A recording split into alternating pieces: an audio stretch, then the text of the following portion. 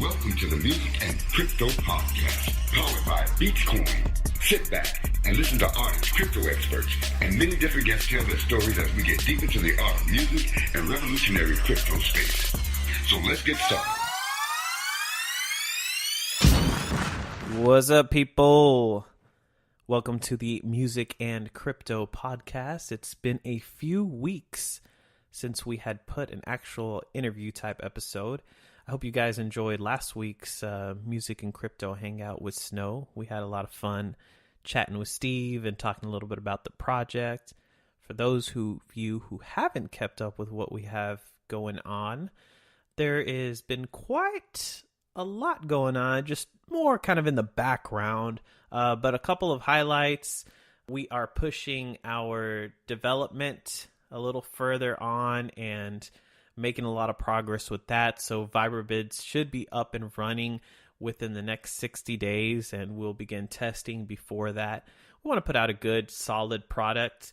Like I've said before, it's not going to have all the bells and whistles, but it'll definitely be something working, and artists are going to start putting their music there, their content. We're getting a lot of people enrolling in the Artist Accelerator program, so shout out to my team for just spreading the word and working with people and letting them know about Beatscoin and VibraVid. Thank you guys so much. And in this week's episode, we have Miss Sweet Randi Love and the Love Thang Band. That's the name of it. And me and Brian had the opportunity to interview her and just chat about her life and about music. She's going on tour pretty soon. She's got some music coming out, and she has a new single called I'm Going Home. It's kind of like a bluegrass, funk. She has a very vibrant personality, and we had a great time talking with her. So we are going to get straight into that episode and get going. So hope you guys enjoy it. Here we go.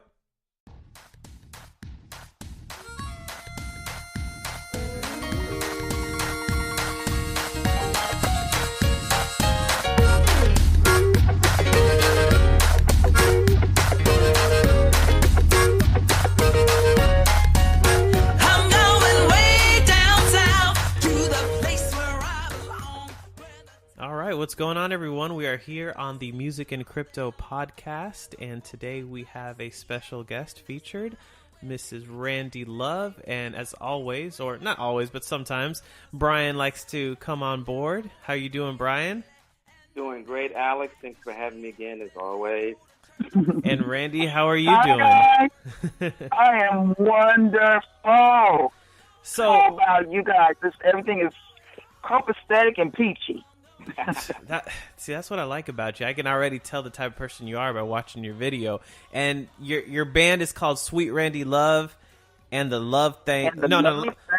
Let me say it right. Sweet Randi Love and the Love Thang Band, right? That's it, baby. That is it. Awesome. So, you have a new single, and it's called. I'm drawing a blank here. I'm Coming Home, right? I'm going home. I'm going home. So where is right. home? Where is home originally for you? I'm from the 6th, honey. I'm from Oklahoma, where the land of the cowboys. Okay. So I'm right below south from you. Mm-hmm. Okay, cool. Yeah, that's where we're reared at. We from down south, so that's what I know all about. So that's pretty much what I wrote the song about, my upbringing, and you get a little idea of what we did.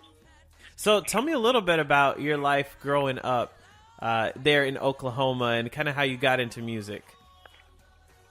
Well, I mean, as a child, I was always an only child until, my mom and I, we got pregnant. We were pregnant at the same time when she had my little brother.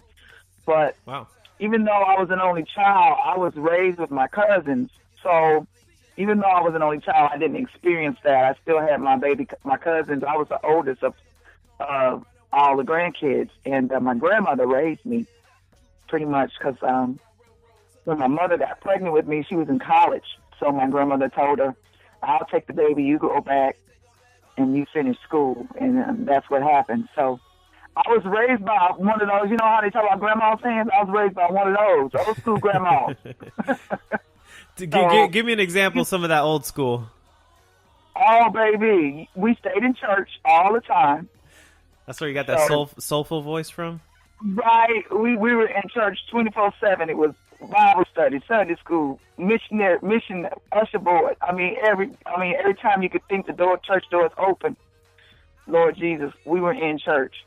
And I was also raised, farming, because my grandmother and them initially, they were raised in Texas, and then they came to Okmulgee, Oklahoma, is where her mom and daddy raised them at. A little old town just outside of Okmulgee called Henrietta. And you blink your eye, you out of it. Might have been 10 people in the whole town. So does that count as a really, town then? Wow. You get the gist of what I'm trying to say. You got to go down some dirt roads to get to the house, I mean, I remember now, even though I was raised in the city of Tulsa, my grandma, we still had to go to back to the ranch in Okmulgee, Henrietta area. And we had to, shovel manure in the springtime, get ready to harvest, and at my Uncle SL's house, they didn't even have running water. We had to go to the outhouse to go to the bathroom. Wow. I hated that. Oh, my goodness. I just thought I was on punishment when I had to do that. I mean, I loved them because they could do some good cooking. Miss Red, she would cook, and they didn't even have they had one of them wood stoves like you see in the movies. You know what I'm saying? Where you take wood. They didn't have you know how you turn the knob to turn it on high, low, or whatever. No, honey. She just stuck some wood in the fire. Some of the best cooking, though. That's some of the best cooking, though, Randy. Yeah. Yes. So that's the way I was raised, around that type of stuff. And then we would rodeo in the summertime and do barrel racing and all that kind of stuff. We go to the Okmulgee rodeo, and the Bowley rodeo. Was always a rodeo on some weekend. That's what I know about. Between that country living, tell me, how did the music side come out? Well, I will say this. My mother, when she had me, before my grandmother took me back, first I stayed with my grandmother up until I was about 4 or 5 years old.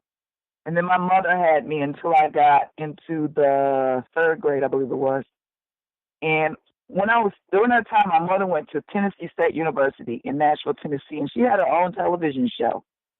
So I would see her backstage doing this. It was a children's television show. I forgot. I had to call her. I forgot the name of that show. And I would see her singing, and she also worked for Opryland USA. She was one of the dancers at Opryland USA. Do they still have Opryland? I don't know. I think so, don't they? What is that? It's like an amusement park, but a country version of it. It's in Nashville, Tennessee. Yeah, I've been there. Yeah. Okay. So my mom worked for Opryland USA, so I was around all of this exciting, and I would get bossy-eyed and starry-eyed, and I'd be like, I want to do that. You know what I mean? So I'd see everybody dancing and singing, and oh, my goodness. So I guess I caught the bug as a child.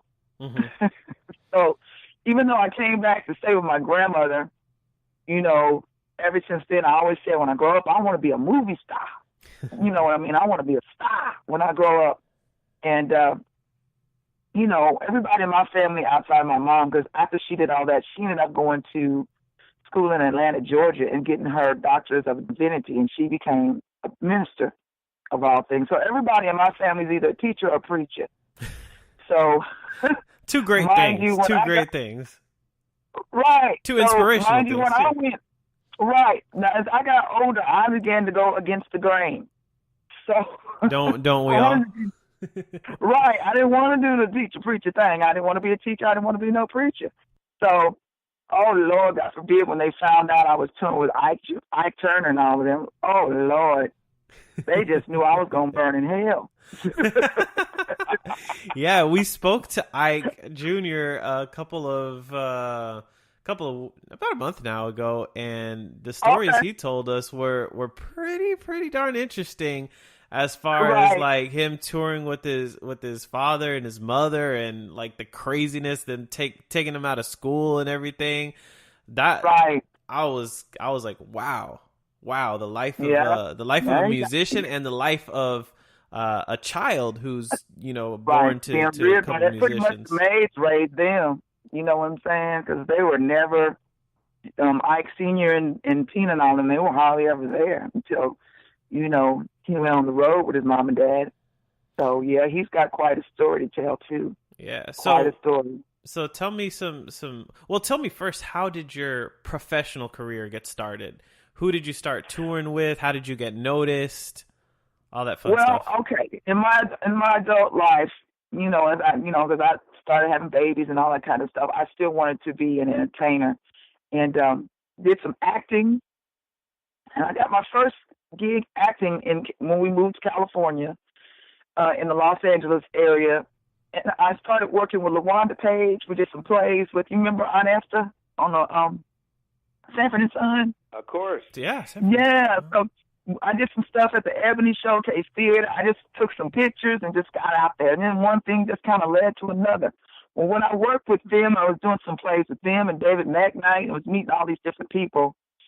I met a gentleman by the name of Vernon Hicks. He was the drummer for Donna Summers. And when I met him, he's the one that gave me the bug again. And he was like, you should go into the studio. And that's when I went into the studio with him and recorded my first record. And, I mean, it didn't do so hot, but it was a jump start. You know what I mean? That's when it all began. That's still a milestone. Right. And so when I did that with him, like I said, I kept doing the plays and acting and, putting myself out there. I finally ended up this was after my grandmother died. It's like the Lord brought somebody else in my life, I guess. Can say it that way. When my grandma passed, I met these twins by the names of Esther and Lester Patterson. They had a company called Concord Records, and they had signed me to a deal there in North Hollywood area. Now, I pulled up, and I was supposed to be working on my own thing with them and going into the studio with them. And the same time I pull up into the parking lot, who pulls up right next to me but Ike Turner himself? Here's how the connection happens, huh? Now, right. This is when the real deal started happening. And when I met him and Jeanette, I didn't know who he was first. I remember he kept following me into the same place. I'm like, is this man following me? Because I didn't recognize who he was. And when I go into the label, to meet with Esther and Lester, I didn't know they wanted me to come so I could meet him, because they had set up a tour down along the Gulf down south at the casinos, all Biloxi, all down Mississippi, all down in that area. And they said, we want you to go so you can get, build your chops and get a little experience, because in my mind, I was already experienced, but they were telling me I needed to get more experience, so they wanted me to go and work with him as an ICAT. So the movie had just come out, and I was like, hell no. I'm not doing that. I turned on. Hell no, I'm not going with him. So, anyway, and did that change or what? Yeah, it did, because you see the rest is history. I ended up going with him because, Ike is just a big sweetheart. To me he was. That's where it all began. I went on my first tour. Now, when I went on the first tour, I will tell you my experience, because the girls, when they saw me, they didn't like me. And they were so mean to me. I always tell this story. Oh, my goodness, Please, they were so mean to me. We love stories. Oh, my goodness. Okay, my first experience, Ike takes me to, because the way he would practice, the girls would practice separate from the band. And then once, the band would practice when it would be time for us to go on our dates, about a week or so, maybe a week or so before time to go, he would bring the band and the girls together, and we would all rehearse together. So when he took me to go meet the girls, that we were practicing, it was some gym or something in L.A., I can't even remember where it was, but he was like, okay, he stuttered. Just ready. I want you all to teach us stuff, so we can get ready to do this thing, go. And I'm like, in my mind, I'm like, yay! I'm trying to be friends with everybody. Hi, guys. How you doing? Right. Because that's what preachers and teachers do. Huh? Because that's what kids of preachers and teachers do. They're friendly. Right. I'm like, oh, I'm so excited to be here. I'm so happy. I'm ready to just join the family and boom, and I'm just all happy and jolly. Yeah, right. They taught me, they gave me a taste of medicine, honey. I got a taste of life. But them, they did not teach me not one step, not one. They were like, I don't know what he's talking about, but I'm not going to be training nobody. I don't know why. Ooh, it was just mean. It was terrible. So the way I learned, I literally had to just sit back and watch. That's how I learned those steps, and just, okay, they went left, they went right. Okay, on this song they did this, and just take notes in my head. You know, and I was just sitting there looking at them. Nobody would talk to me, nothing. It was terrible. So when we finally came together, I remember we were at this hotel over by a Los Angeles airport. It was a hotel down the street. We were practicing in one of their rooms in there. And he's like, oh, you ready? You ready? I'm like, oh, yeah, I'm ready. And so I remember they started. And I started to practice. And I was kind of cutting my eyes. You know how you cut your eyes out your peripheral? Yeah. To kind of see what they're doing out the side of your eye. Then all of a sudden he goes, cut. And I'm like, uh-oh. And so he's like, listen, you can't be cutting your eyes. Either you got it or you don't. Now that you got it, because this is it. And I'm like, oh, shit. So, you know, now you know what I mean. Now I know everybody, because if he didn't cuss us out a million times since then, you know, after a while, he'd be like, oh, that's just like. But, you know, this is my first time, and I'm like, oh, Lord, I felt like I wanted to crawl under a rock and just die. And I didn't know none of the band boys, so I was so embarrassed. So I was like, yeah, I got it. That dumb, and I did that thing. Clearly, you know I did, because here we are today. I've been with them ever since. So, yeah. So, you know, he was a blessing to me. He was the one that afforded me a lot of opportunities, you know, that I've gotten. I've gotten to work with so many great people and meet so many people, rub shoulders with a lot of these folks that it's so funny you see movies about, you know. Right. I remember watching James Brown, and I'm like, oh, my God. I remember, you know, hanging out with them and working with them, and I've even worked with gospel acts like Andre Crouch and work with Rick James. We go over to his house, and you know what I'm saying? It was because of them I was in that setting. So yeah, how was it working with Rick James? Oh, he's crazy. Everybody, they're just human and You're crazy. real. All we do You're is real. You know what I mean? Crack jokes. Excuse me. And they're just people. You know what I mean? Yeah. I think the only one that I really got starstruck on was when we were at the VH1 Honors Awards, and we met Coretta Scott King, Martin Luther King's wife. And I just shut down. Wow. Yeah, when I saw her, I couldn't even speak. I was like, you know what I mean? You know, because this woman is people we read about in the history books. You know what I mean? I'm looking at her and touching her. Literally, yeah. Right. So that was amazing to me. So, but when I met other people, you know, Isaac Hayes, and they just your homies. You know what I'm saying? It wasn't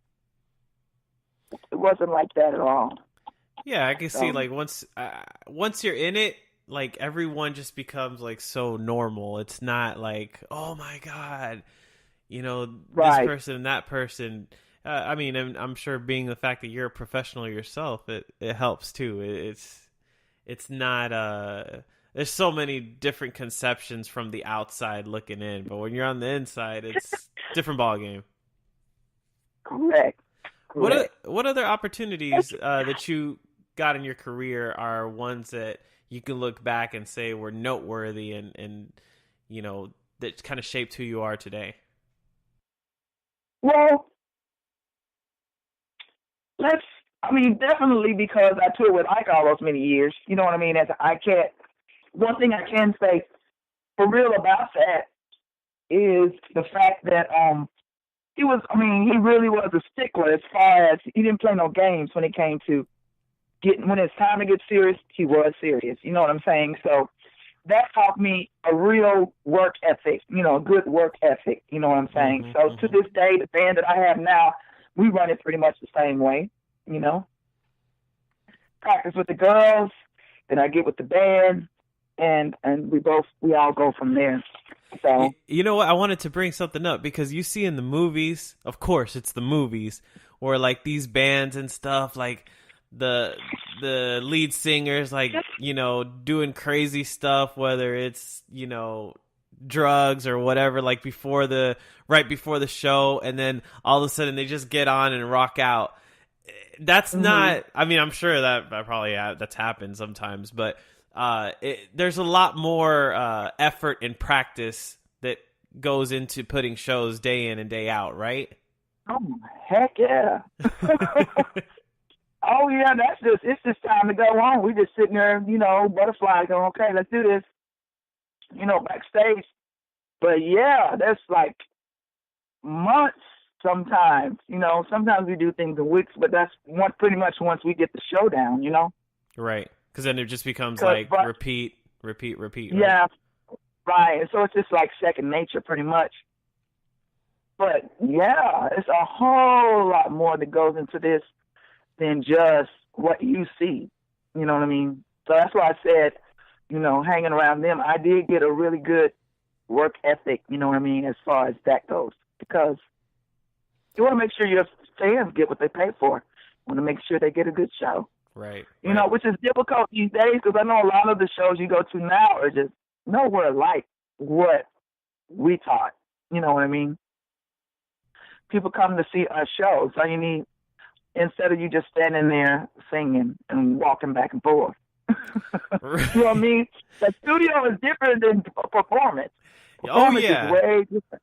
Oh yeah. You could totally tell when someone's meant for, performing and other people that are more meant for the studio.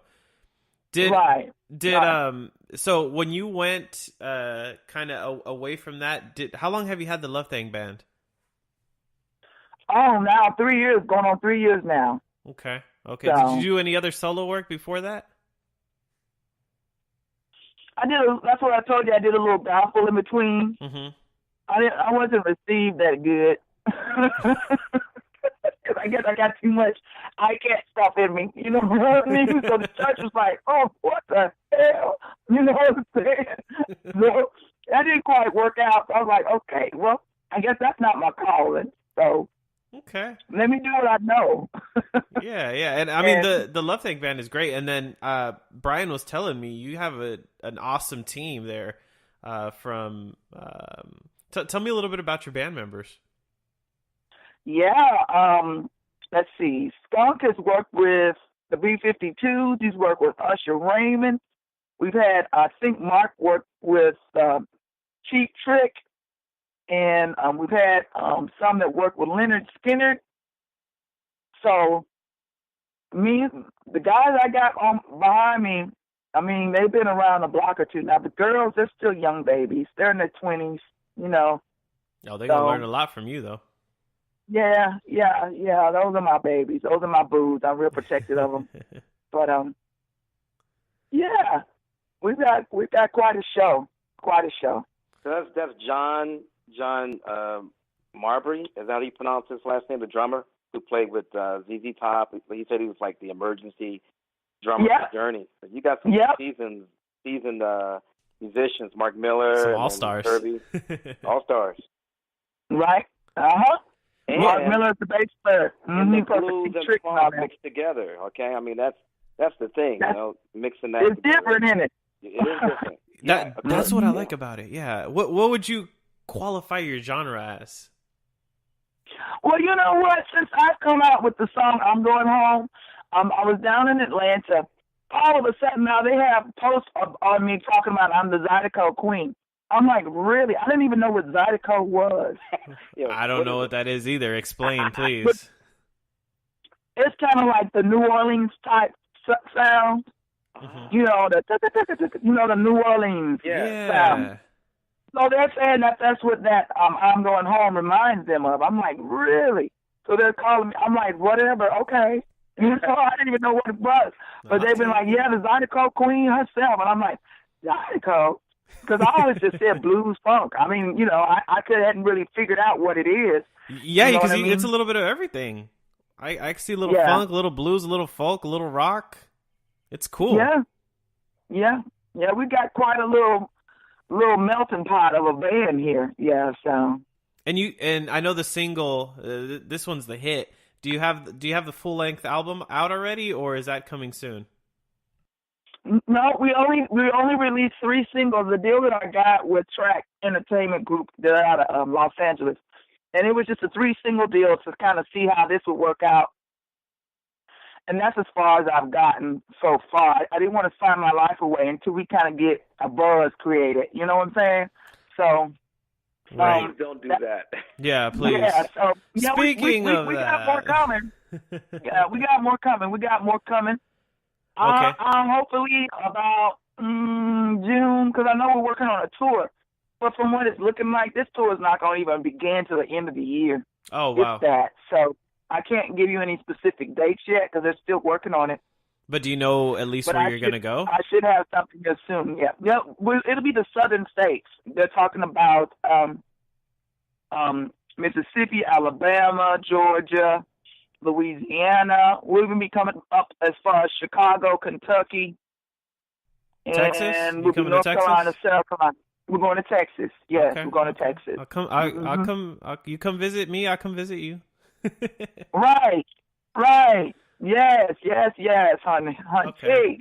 Well, let's pause and talk about the business aspect of things, because we all know how the music industry is, and then we don't know how the music industry is, and only insiders like you can really tell us. One thing that I've observed from many, many people that I've talked to is that to kind of get a break, I feel like everyone has to go to California, or if not California, they have to be in Nashville nowadays.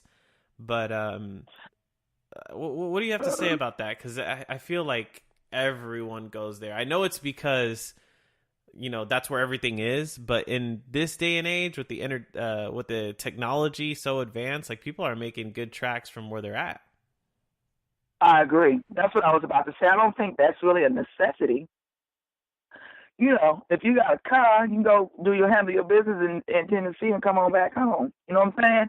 But, or in California, whatever it is, I do know I got my break when I was in LA. But it's mainly about getting yourself out there. I know another interview I did the other day, and she was asking me how I felt about, you know, my past experience. I'm like, well, I mean, I'm not knocking it. I'm grateful for all of the experience that I've received and, you know, all the people that I've met. But it could be a curse as well, because all that time that I spent on promoting and helping someone else, you know, building their background right now, you know, until now, till I started working on self, nobody really knew who Sweet Randi Love was. You know what I'm saying? I mean, unless I told you, you know what I mean? Yeah, I did this, I did that, I did this. Oh, I remember you. You know, I got some photos and history. You know, I know this person, but I never worked on myself. And only until now am I starting to put myself out there. You know, so things are a tad bit different than they were back then. With all the social media and all of the things that are available to us these days. I know a lot of people are going independent. You know what I'm saying? Right. I guess, the independent industry is huge. I mean, you've got all these music distribution companies now making a killing because they're helping out the independent artists just get their music out on all these platforms. Right. And that's how you get heard. I mean, right. The main thing is just to get yourself out there and get seen. You know what I mean? That's the main thing as far as that side of it goes. Naturally, if you get a record deal, you know, it helps. You know what I mean? Because now you got, but then again, it could be a hindrance because whatever money that record company puts behind you, you owe that money. So, you know, once you get those record sales, that's how you find out how TLC went bankrupt and all these other people. Like, bankrupt, all that, those records you saw, how you go bankrupt? Yeah. Because you see what all was being spent, you know what I mean, with the hotels, and somebody had to pay that. And trust me, the record label's not going to do it. You paying for yourself, you know, initially. Right. It doesn't feel like it. Yeah, because, I mean, you get that advance and everything. But, yeah, I mean, you said it. You kind of said it without saying it. You're like, I'm not going to sign my life away just yet. So what's your perception with these record labels? Like, why do you say that? Why are you like, I'm not going to sign my life away? Like, what's the pros and cons in your eyes? And how would you manage it? I think you just got to kind of wing it. You know what I'm saying? Because, I mean, you could get a deal that could be the deal of a lifetime, and I wouldn't tell you to not take it just because it's a label. You know what I mean? Opportunities come. Sometimes they don't. The point is, no matter what comes, it's just up to you to just keep going, keep moving forward. If the opportunity doesn't arise, then you need to create one. And trust me, they'll come to you. You know what I mean? They'll come to you. Right. So it's just a matter, had I not took the initiative to do this thing on my own initially, then I would have never even met, Alex and them with Track Entertainment. And who's to say what may happen even stem from there? This is just a jump start. So regardless, I guess my only advice, when people try to say, do this, 1, 2, 3, there is no 1, 2, 3, 4, ABC, set in stone type rules. You know what I mean? Mm-hmm. Because everybody's path is different. You know what I'm saying? Everybody's path is different. One opportunity for you may not be the best thing or in best interest for me. What may work for you may not work for me. You know what I'm saying? So it's like you just got to wing it. I don't want to say wing it. You still got to use wisdom, discernment. Right. Those are the two words that just came into my mind, wisdom and discernment. But at the same time, you got to let yourself go and, make those decisions. And I think that the record labels, they're not an enemy unless they are directly trying to take advantage of you, which most of the huge major ones end up doing. But these smaller ones, you can make a good team with them. Right. Yeah, that's why I said, sometimes it's an advantage, sometimes it's not. So it's just up to you to see what's best for you. You know what I mean? Right. So, and as you know, I guess my advice would be there's no one way. I can't just say, yeah, here's how you do it. Right. Watch out for this. You know what I mean? It's just, you just can't be thirsty. You know what I mean? Just don't be so thirsty until you just find whatever. Yeah. Yeah, well, speaking of options, I mean, me and Brian, we got into this whole blockchain thing a few years ago, and now we're creating something big. All right. Yeah, and I know Brian has been in your ear a little bit about it, but it sounds like from your perspective, you need to put in your work and you need to get heard. But then there's also a problem where it's difficult to get heard, even with all the avenues that we have. So you got to be kind of savvy, but at the same time, there needs to be a process or something implemented that can give you more opportunities to get heard. And that's what we're creating with our platform VibraVid, because we're using this blockchain technology where we're now going to be able to let the artist have full control of everything, from what they want to charge to stream or purchase their music to, if they want to market themselves and say, hey, listen to my music, here's a little something for you for listening to my music. So we're really excited about that. What do you think about the technology aspect of music and what could become of it?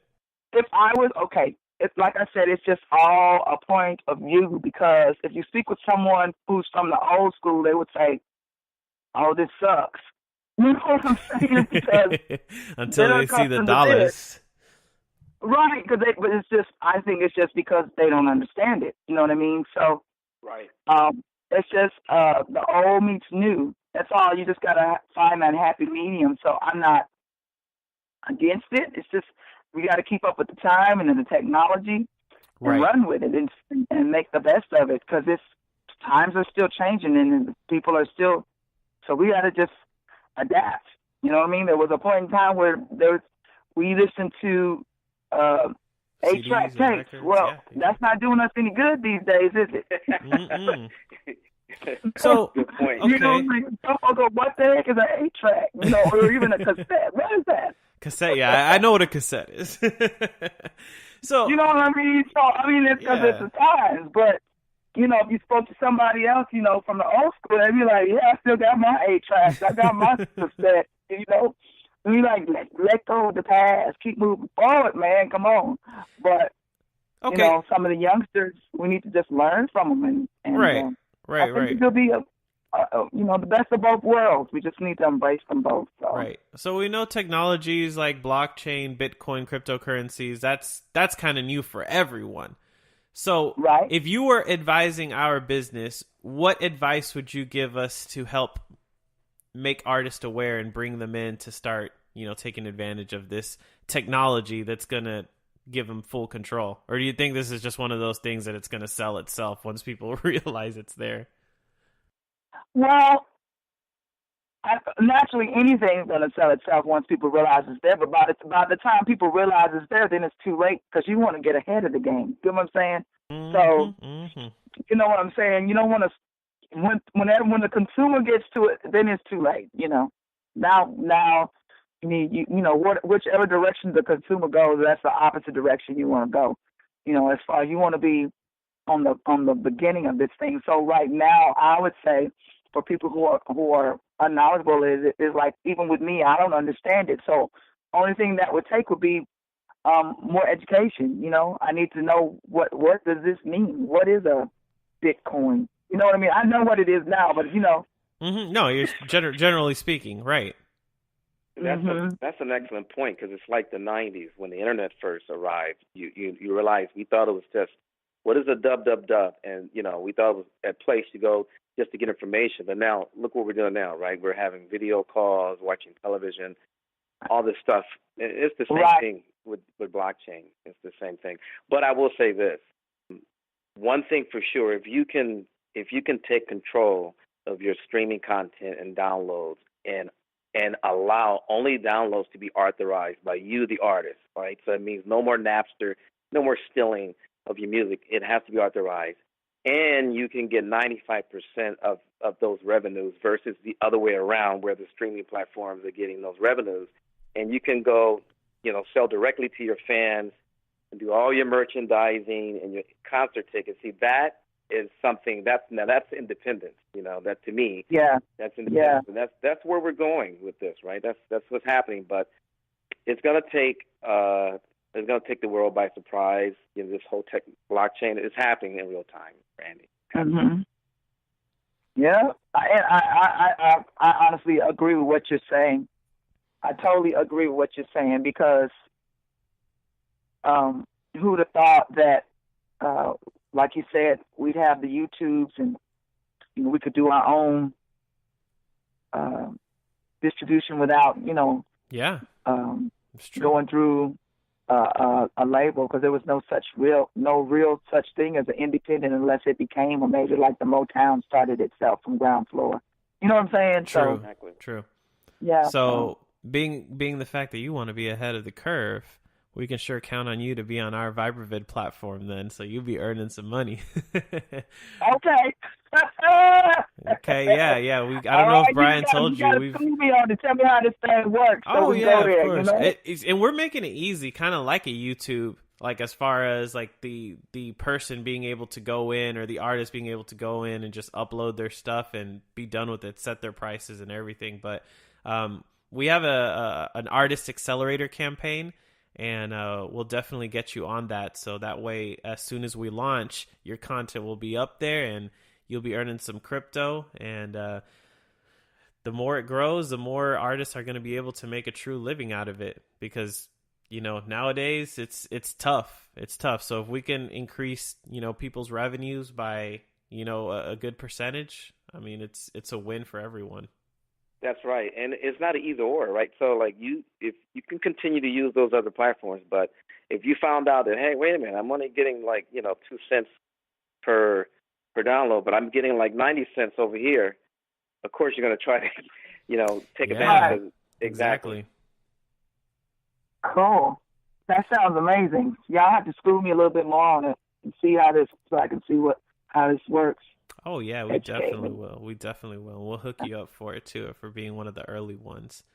But Randy, we're gonna start phasing out over here. Tell us a little bit about about coming home. I'm going home. I keep saying coming home. I'm going home. Tell me a little bit about that video because I really enjoyed it. I'm going to put a link on the description so people can go watch it. It's a lot of fun. Tell me about your experience of shooting that video and where it was shot.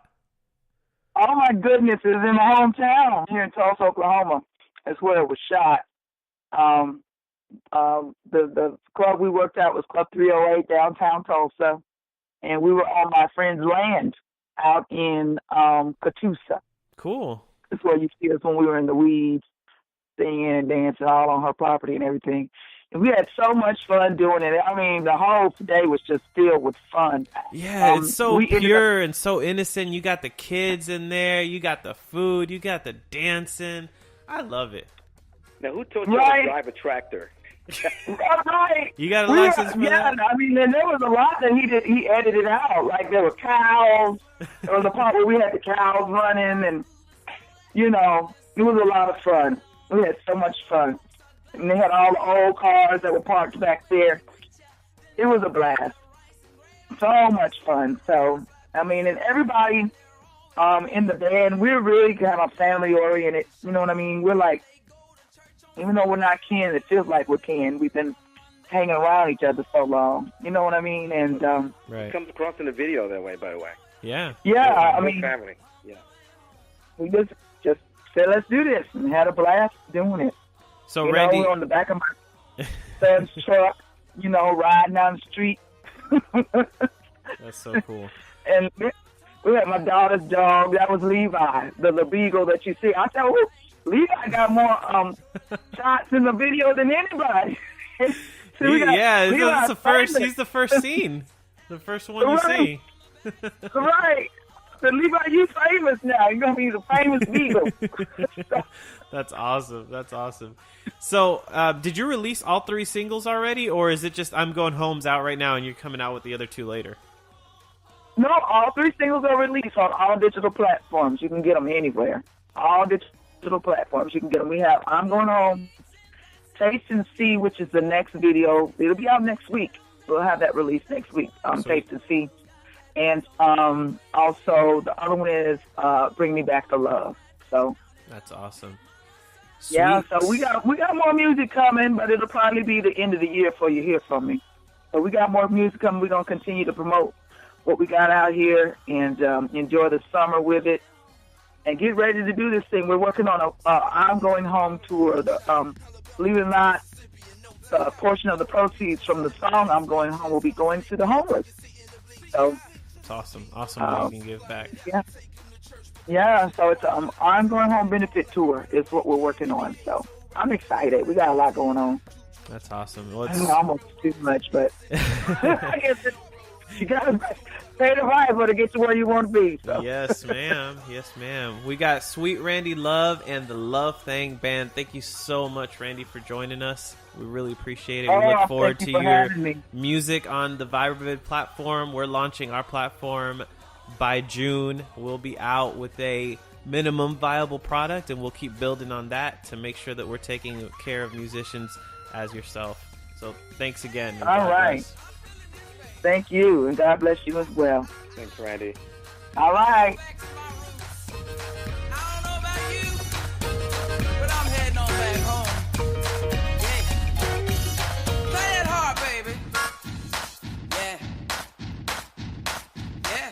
There you have it, guys. Sweet Randi Love and the Love Thang Band. The song that you heard on the intro and outro is her single, I Am Going Home. And go check out the video. It's really awesome. It's really fun. And you'll see what I'm talking about once you check it out. I had a great time talking to her. She has a lot of experience, and I'm sure she's going to have a lot of success on the Vibrvid platform because she has some really good music. So we will be back very, very soon. I have a lineup of fantastic people that we will be interviewing and talking to. In the meantime, stay in touch with us at BeatsCoin because we've got a lot going on these next couple of weeks as we gear up for the launch of our platform. So we'll talk to you later. Peace.